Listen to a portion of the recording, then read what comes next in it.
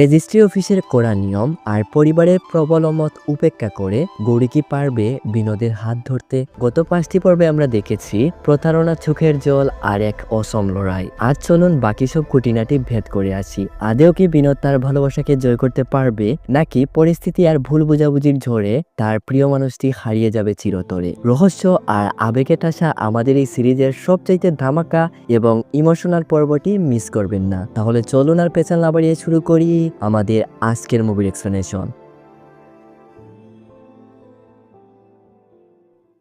বিনোদ ঘরে এসে অনেকক্ষণ খুঁজাখুঁজি করছে। ওদিকে আঙ্কেল দিদিকে জিজ্ঞেস করেন হঠাৎ করে ওরা ঘরে আসলো কেন, আর বিনোদকে এত চিন্তিত দেখাচ্ছে কেন। জিজি বিষয়টা হ্যান্ডেল করার জন্য বলে ওভারসিয়ারকে কিছু ডকুমেন্ট দেওয়া লাগবে। এই বিনোদ, জিজি এসব কি বলে রে? ওভারসিয়ার নাকি বলেছে টাকা ছাড়া সার্টিফিকেট দেবে না, ও বলেছে বিল্ডিংই ভেঙে দেবে। আমরা কিছু বলছি না দেখে ও এরকম করছে, তুই কিছু বলছিস না কেন? জিজি বলে স্যার, ও যদি চায় তো আমাদের বিপদে ফেলা ওর জন্য বড় কোনো বিষয় না। যদি উল্টোপাল্টা কিছু রিপোর্ট করে দে তখন আমরা আরেক ঝামেলায় পড়ে যাব। এটাই ভালো হবে আমরা ওকে কিছু টাকা দিয়ে বিষয়টা শেষ করে দেই। বিনোদ এদিকে তার ডকুমেন্ট পেয়ে যায়। দেরি না করে দিদিকে নিয়ে বেরিয়ে পড়ে। এদিকে গৌরীর বাবা বাড়িতে এসে গেছেন, গাড়ি বাসার সামনে। পাপন বিনোদকে ফোন করে বিষয়টা জানায়। আজ আর মনে হয় না রেজিস্ট্রি হবে বলে। তখনই গৌরী পাপনের কাছ থেকে ফোনটা নিয়ে বলে বিনোদ, যাই হয়ে যাক আজ বিয়ে হবেই। আমি পাপাকে হ্যান্ডেল করে নেব। হয়তো কিছুক্ষণ সময় লাগতে পারে, কিন্তু আমি আসবো। তুমি রেজিস্ট্রার অফিসে যাও। গৌরী ঘরে আসলে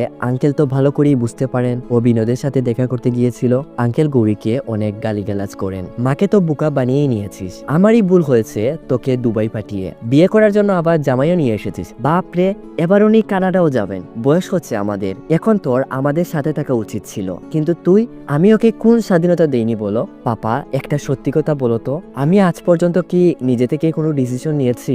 দুবাই কেন গেছি জানো? এখানে আমার কেন জানি দম বন্ধ হয়ে আসে। এর মানে এই না যে তোমাদের জন্য আমার কোনো ভালোবাসা নেই। আমি কেন ঘরে আসতাম না জানো? ভয় লাগতো যদি নিজেকে হারিয়ে ফেলি। আমার কোনো একটা কথা তোমরা গুরুত্ব দাও না। এই ঘরে আমার পছন্দ অপছন্দ কোনো কিছুরই মূল্য নেই। সবকিছুতেই তোমার পারমিশন নিতে হয়। যেখানে নিজের প্রায়োরিটি থাকে না, এটাকে স্বাধীনতা বলে না পাপা। মা, আমি যাচ্ছি বিনোদের কাছে। পাপা, জানি না এই ঘরে আমাকে আর ঢুকতে দেবেন কিনা, কিন্তু আমি যাচ্ছি। গৌরী তার ড্রেস চেঞ্জ করে সব জরুরি ডকুমেন্ট নিয়ে বেরিয়ে পড়ে। আঙ্কেলের চোখে জল, আন্টিও মনমরা হয়ে বসে আছেন, কিন্তু গৌরীকে কেউই বাধা দেন না।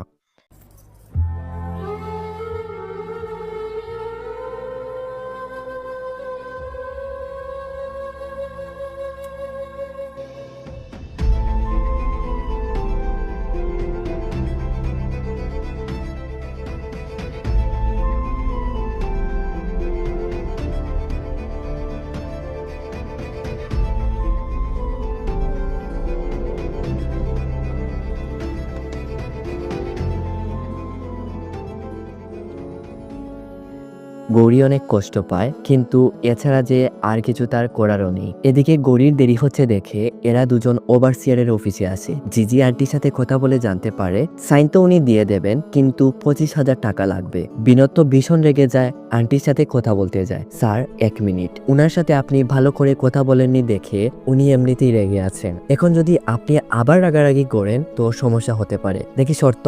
ম্যাডাম, আপনার সাথে কিছু কথা ছিল। দেখুন 4টা বেজে গেছে, আমার অনেক ক্ষুধা লেগেছে, প্লিজ আমাকে খেতে দিন। একটু বাইরে অপেক্ষা করুন। জি জি, ম্যাডামের এখন ক্ষুধা লেগেছে, চল আমরা চলে যাই। স্যার, উনি প্রথমে টাকা চেয়েছেন, এখন অপেক্ষা করতে বলেছেন। এখন যদি কিছু না জানিয়ে চলে যাই তো বিষয়টা কিরকম হয়ে যায় না? বিনোদ বলে কতক্ষণের জন্য?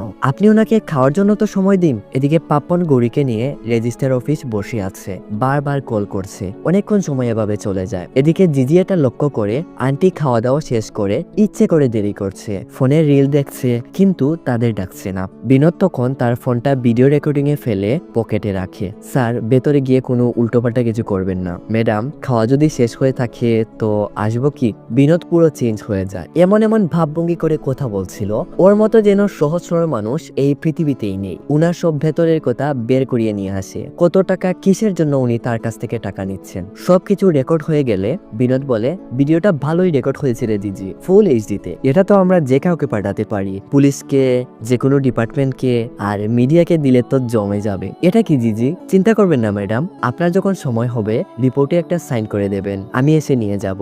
আন্টি পড়ে যান আরেক বিপদে। টাকা পাওয়া তো দূরের কথা, বিনোদ এমন এক চিপায় ফেলেছে এবার চাকরিটাই না চলে যায়। ওদিকে পাপ্পন বারবার কল করে যাচ্ছে, রেজিস্ট্রার চলে যাচ্ছেন। বিনোদ জিজিকে নিয়ে যত তাড়াতাড়ি পারে রেজিস্ট্রার অফিসে আসে। পাপ্পন তো ভীষণ রেগে আছে। তোর সমস্যা কি ভাই?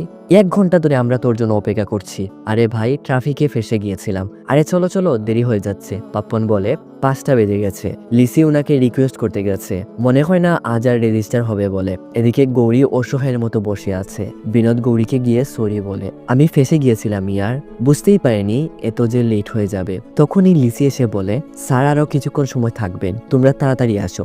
বিনোদের চেহারায় অন্যরকম একটা হাসি ভেসে ওঠে। হয়তো এই হাসির পেছনে অনেক মান অভিমান, কষ্ট জুড়িয়ে আছে।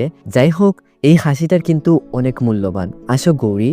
কিন্তু গৌরী আসে না। তুমি আমাকে এখানে রেখে কোথায় চলে গিয়েছিলে বিনোদ? বিনোদ বলে, তোমার দেরি হবে ভেবে ওভারসিয়ারের অফিস রাস্তার মধ্যেই ছিল, এর জন্য দিদিকে নিয়ে ওখানে চলে গিয়েছিলাম। আজ না গেলে সমস্যা হতো। আচ্ছা তাহলে তোমার ঘরে সবকিছুই ঠিক হয়ে গেছে, এজন্য আমি সত্যিই খুশি।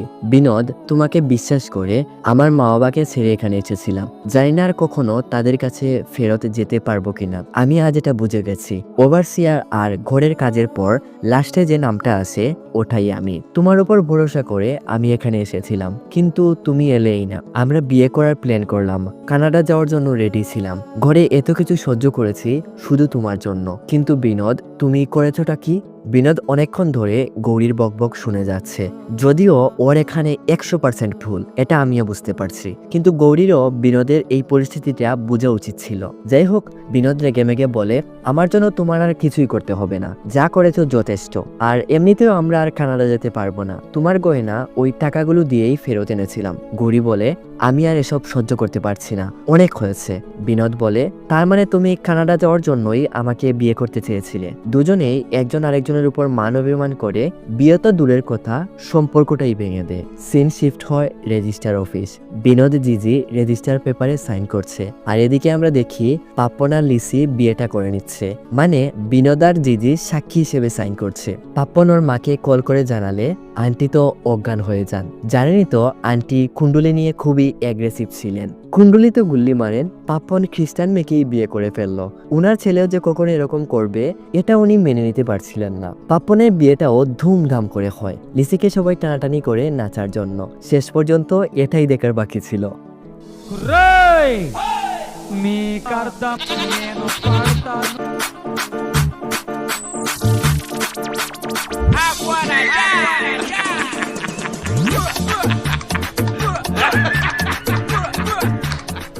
আন্টি না পারছেন কিছু বলতে, না পারছেন সইতে। আসলে কপাল খারাপ থাকলে এরকমই হয়। তবে শেষটা সুন্দর হলেও পারত, যদি বিনোদ আর গৌরীর সবকিছু ঠিক হয়ে যেত, তাই না? গৌরী আর বিনোদের ব্রেকআপের পর গৌরী আবার দুবাই চলে যায়। পাপনের বিয়ে শেষ করে কিছুদিন পর বিনোদও দুবাই চলে আসে। অনেকদিন খুঁজাখুঁজি করার পর গৌরীকে খুঁজে বের করে, ওর সব ভুল স্বীকার করে। ঘর বানানোটা ছিল আমার ছোটবেলার স্বপ্ন।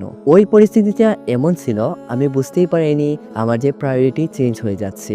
এরকম মনে হয়েছিল তুমি তো আমার পাশে আছোই। এখন আমি বুঝতে পারছি আমি আসলে তোমার কোনো কেয়ারই করিনি। ওই দিন ওভারসিয়ারের সাথে দেখা করা আমার মোটেও ঠিক হয়নি। আমার তখন তোমার সাথে থাকা উচিত ছিল।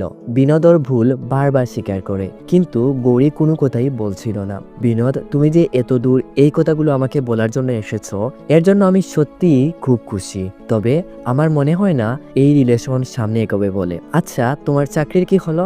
বিনোদ বলে, কেরল থেকে কিছু জব অফার এসেছে, কিন্তু ওগুলো করার জন্য আমি মোটেও ইন্টারেস্ট না। ও হ্যাঁ, দুবাই থেকে ভালো একটা জবের অফার এসেছে। ভাবলাম ওখানে যাওয়ার আগে তোমার অপিনিয়নটা জেনে নেই। গৌরী কোনো কথাই বলছিল না। গৌরী, আমাদের মধ্যে এসব সমস্যা হওয়ার আগে আমরা কিন্তু দুজন অনেক ভালো বন্ধু ছিলাম। ওই দিনগুলোর কথা আমার খুব মনে পড়ে।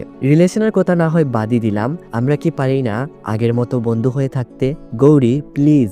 গৌরী অনেকক্ষণ চিন্তা করে একটা মুচকি হাসি দেয়। আর এখানেই শেষ হয়ে যায় আমাদের এই সিরিজের মোট 6টা এপিসোডের এক্সপ্লেনেশন। তো আজকের মতো এখানেই বিদায় নিচ্ছি। তো আপনাদের কাছে এই 6টা এক্সপ্লেনেশন কেমন লাগলো অবশ্যই কমেন্ট করে জানাবেন। আর চ্যানেলে নতুন হয়ে থাকলে সাবস্ক্রাইব করে পাশে থাকবেন। তো দেখা হচ্ছে নতুন কোনো ভিডিওর সাথে। ততক্ষণ পর্যন্ত নিজেদের খেয়াল রাখবেন, সুস্থ থাকবেন। ধন্যবাদ।